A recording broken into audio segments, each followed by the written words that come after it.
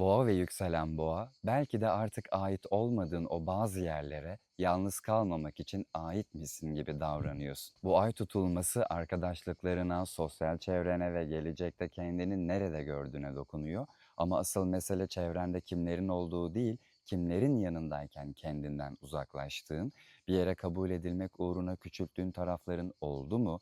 Bir bağı kaybetmemek için kendi doğrunu susturduğun oldu mu? Veya artık sana ait olmayan bir gelecek hayalini bir zamanlar çok istediğin için hala taşımaya devam ettiğin, çünkü ruh bazen insanları hayatından çıkararak değil, onlarla kurduğun eski bağı çözerek alan açar.